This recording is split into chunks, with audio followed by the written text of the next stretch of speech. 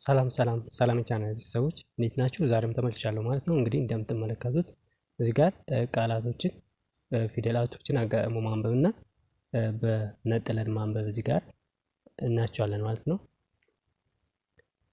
እሺ እንግዲህ እንደምትመለከቱት እዚህ ጋር በመነጠልና በማጣመር ይላል ማለት ነው። እነዚህ ቃላቶችን ነጥለንና አጣምረን እያነበብን ያለን ማለት ነው። ቀጥሎ ደግሞ የእንግሊዘኛ ፊደሎችን በማጣመርና በመነጠል እያነበብን እናያለን ማለት ነው። ተከታተሉኝ። ከዛ በፊት ግን አዲስ ከሆናችሁ ሰብስክራይብ እያደረጋችሁ እንዲሁም ኦንላይን መማር ለምትፈልጉ ከስር ባስቀመጡት ስልክ በዋትስአፕ፣ በቴሌግራም፣ በኢሞ ደውላችሁ ማናገር ትችላላችሁ ማለት ነው። እንግዲህ እንደምትመለከቱት እዚህ ጋር በተለያዩ ቃላት ፊደላት በመነጠልና በማጣመር የተሰሩ ቃላቶች አሉ ማለት ነው።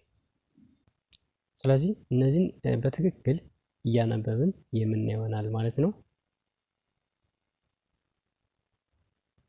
እሺ እንደምትመለከቱት እዚህ ጋር መነጠልና ማጣመር ይላል አይደለ? እዚህ ጋር በመነጠል ወይም በማጣመር ለምሳሌ መነጠል የተባሉት እነዚህ መጀመሪያዎች ናቸው። እነዚህን አንብበን ደግሞ ቀጥለን አጣምረን እናነባቸዋለን ማለት ነው። ሁለቱም ተመሳሳይ ነው። በዚህ መንገድ ነው የምናነበው ማለት ነው። ለምሳሌ ሰላም ብለን አንድ ላይ ደግሞ ስናጣምረው ሰላም ይሆናል ማለት ነው። ከዛ ቀጥለን ደግሞ በእንግሊዘኛ ሰላም ከዛ ደግሞ ሰላም ብለን ማንበብ እንችላለን ማለት ነው። እሺ ከዛ ቀጥለን ደግሞ ሱፐር ብለን በአማርኛው እናነባለን። ከዛ ቀጥለን ደግሞ ሱፐር ስለዚህ ሱፐር ብለን እናነባለን። ሱፐር ብለን እናነባለን ማለት ነው። እሺ ከዛ ቀጥለን ደግሞ ሲስተር በመነጠል እንደዚህ ብለን እናነባለን። በማጣመር ደግሞ ሲስተር የሚለውን ሲስተር ብለን እናነባለን። ቀጥለን በእንግሊዘኛ ደግሞ ሲስተር ብለን እናነባለን ማለት ነው። በዚህ መንገድ በትክክል ፊደላትን ቃላትን ማንበብ እንችላለን ማለት ነው። እሺ ከዛ ቀጥለን የምናያቸው ፊደሎች እነዚህ ናቸው ማለት ነው። እነዚህ በማጣመርና በመነጠል ማንበብ እንችላለን ማለት ነው። እሺ እንግዲህ እንደምትመለከቱት እዚህ ጋር አራተኛ ድምፅ ሳ ሀ ት የሚለውን በአንድ ላይ ሰዓት ብለን እናነባዋለን። ከዛ ደግሞ ሳ ሀ ት ሰዓት እንደዚህ ብለን በቀላሉ ማንበብና መጻፍ እንችላለን ማለት ነው። እሺ ከዛ ቀጥለን ደግሞ ሴ ን ቲ በአንድ ላይ ሴንቲ ብለን እናነባዋለን ማለት ነው። እሺ ከዛ ቀጥለን ደግሞ በእንግሊዘኛ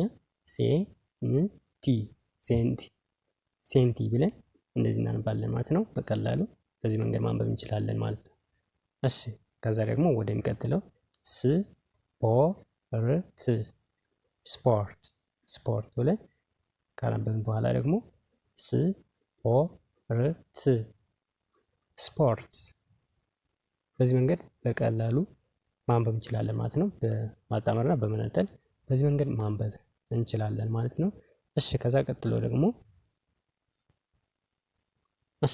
የምናገኛቸው እነዚህ የቤተሰቦች ናቸው ማለት ነው። በእነዚህ አጣምረንና ነጥለን ማንበብ እንችላለን ማለት ነው። እሺ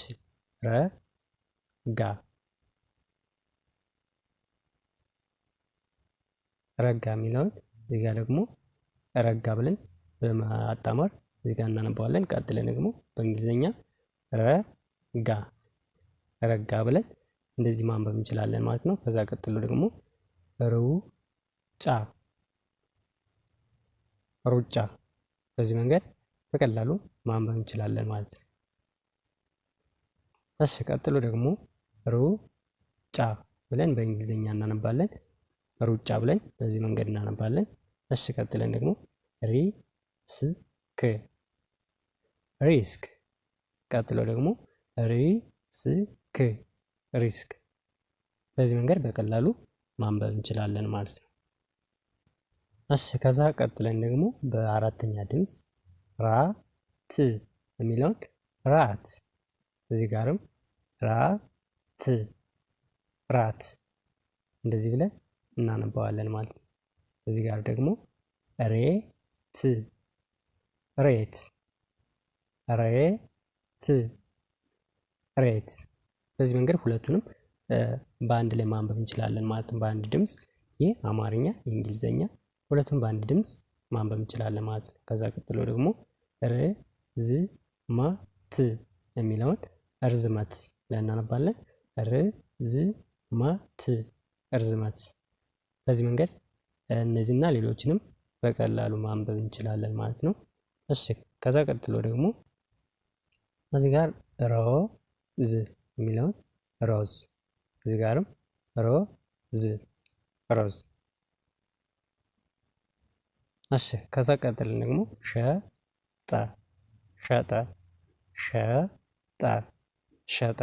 እንደዚህ ብለን ሌሎችንም እነዚህና ሌሎችንም በቀላሉ በዚህ መንገድ ማንበብ እንችላለን ማለት ነው። ከዛ ቀጥለን ደግሞ ሹመት ሹመት ሹመት ሹመት።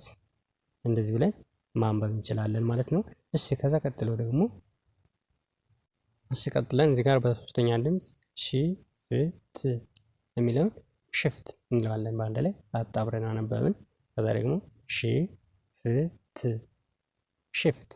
እንደዚህ ብለን ማንበብ እንችላለን ማለት ነው። ከዛ ቀጥሎ ደግሞ ሻማ ሻማ። እዚህ ጋርም ሻማ ሻማ። እሺ ቀጥለን ደግሞ እዚህ ጋር ሼፍ ሼፍ ሼፍ ሼፍ ብለን እናነባለን። ሽንብራ ሽምብራ። እዚህ ጋርም ሽንብራ ሽምብራ ብለን እናነባቸዋለን። ከዛ ደግሞ ሾመ ቀጥለን ሾመ። እዚህ ጋር ሾመ ሾመ። እንደዚህ ብለን እነዚህና ሌሎችን በቀላሉ በዚህ መንገድ ማንበብ እንችላለን ማለት ነው። እንግዲህ ለዛሬ ይህን ይመስላል። ቀጣይ ቪዲዮ እስከምንገናኝ መልካም ቀን